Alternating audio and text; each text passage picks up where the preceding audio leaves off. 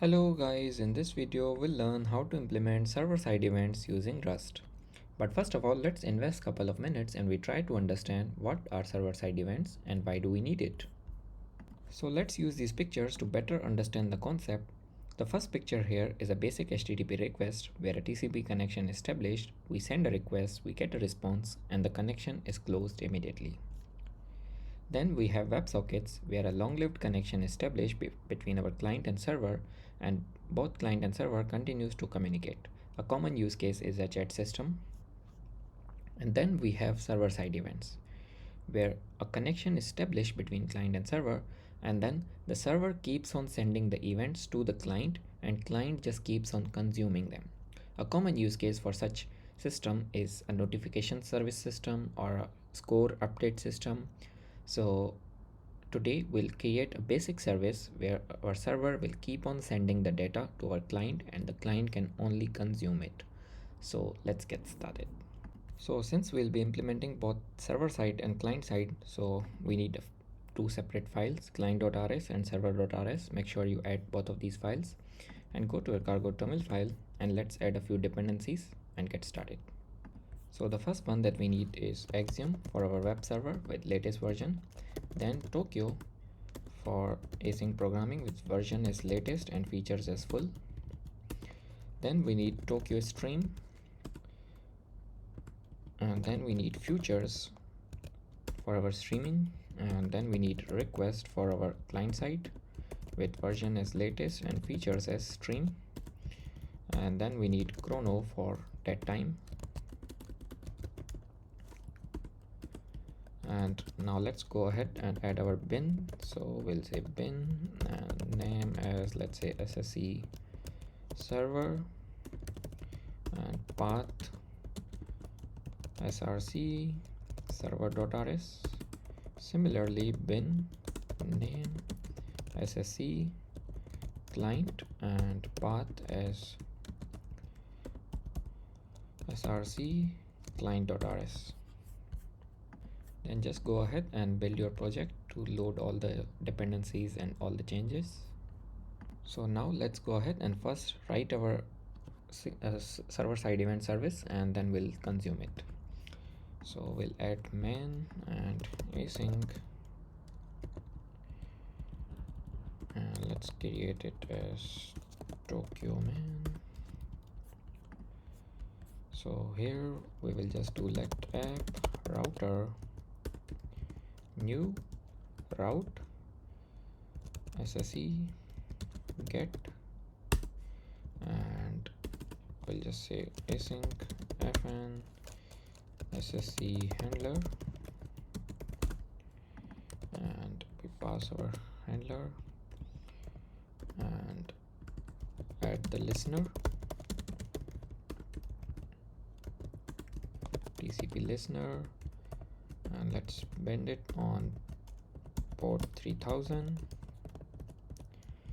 and await unwrap, and then let's print here listening so we know our app is running.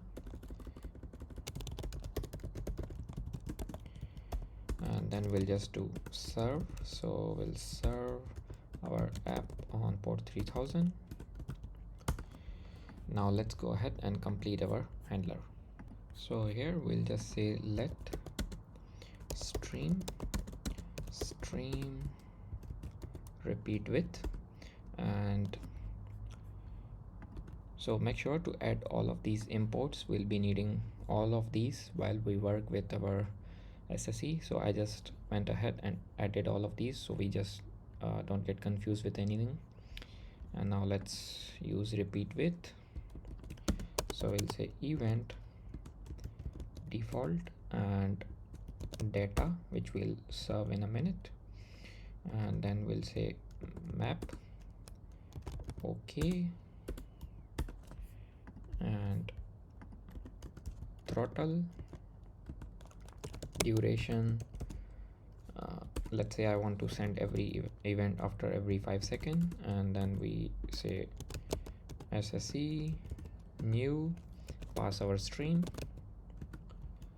and keep alive So to keep alive our connection, we'll say axiom response SSE keep alive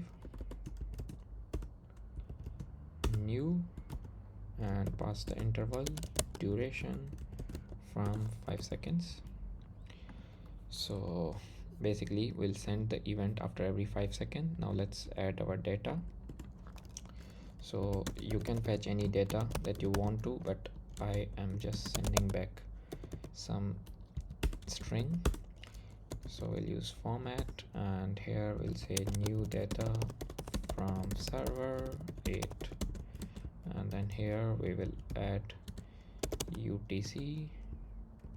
Now this is from the chrono dependency that we added, so that time is from there. And as you can see, we have consumed all of the imports. So UTC and format, and let's add the format. So we'll be using this days, months, years, hours, minutes and seconds format. So we'll be sending after every 5 seconds this to our client. Now if you have any other data which is like more live data, you can also send that data, and here we'll just use our get data. So this is literally all that we need to add a server-side event service. Let's go ahead and add the client side. So client side is more simple and straightforward, so let's quickly add it. Tokyo man, and here we will say let response client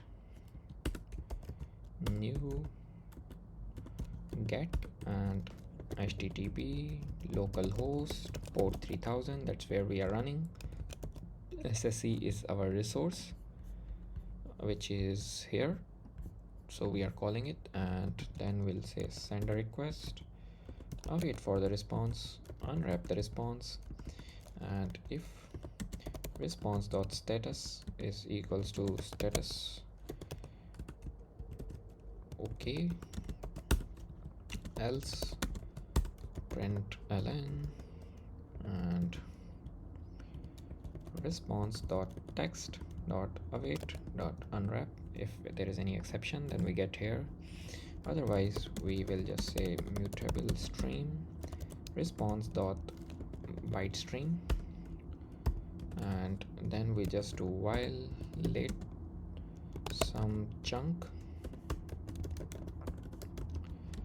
and we'll say stream dot try next dot await dot unwrap, and we'll pick our chunk string std str from uft8 and pass our chunk and do unwrap, and then here we print our chunk that we receive from our server. So just before we run, let's conclude what we have, or just summarize what we have done. So this is our server where we have a SSE, server side event, which is sending some data after every 5 seconds to our client. And as you can see, client just sends a request once. It's not sending request like again and again, just like polling, or there's no WebSockets here.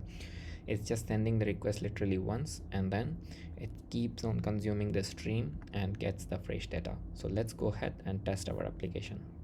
So just go ahead and open your terminal, and here we will just do cargo run quite bin and SSE server. So it says listening.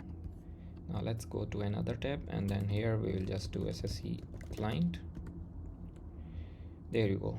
As you can see, on 278 the first chunk is received, then 283 after 5 seconds, and as you can see, this client basically just sends one request and then just keeps on receiving the data. There you go. So this is basically how server-side events work, and that's it for this video, guys. I hope you guys understand the concept and learned something new. If you did, please like the video, share with your friends, subscribe to the channel, and I'll just catch you guys in the next video. Thank you for watching.